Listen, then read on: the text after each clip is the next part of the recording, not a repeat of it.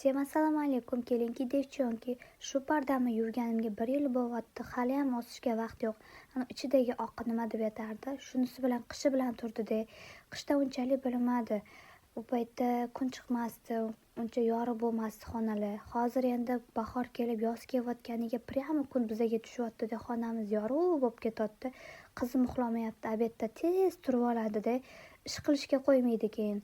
Xo'jayinimga necha kundan beri aytdim, yordam bering, narvonni ko'tarib olib kelib bering, parda og'ir, ko'tarishib yuboring dedim.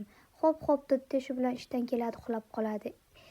Mana senga dedim, o'zim olib kelib oldim, o'zim ko'tarib tashladim, o'zim ilib tashladim. O'zi xo'jayinimiz ham ancha muncha ishni o'zimiz qilib tashlaymiz, kuchli bo'lib ketamiz. Shunda pastellarimni ham olib kirga tashlab yubordim, toza pastellarimni yoyib qo'ydim. Tozasi bor, toza-da. Keyin pilisos qilib chiqdim. Qizim pecheni, non yeydi deb ushatib tashlaydi. Tagiga har doim plet solib qo'yaman, sababi gilami svetliroq, tez kirib bo'lib ketadi. Ikkita pletni almashtirib yoyib qo'yaman. Hozir tozasini yoydim. Bir haftalarda yana olib yuvib qo'yaman. Shunaqa qilsanglar sizlarga ham udobniy bo'ladi, tez kirib bo'lmaydi gilaminglar. Shunaqa toza xonada mazza qilib qizim ikkalamiz yotib uxlaymiz endi.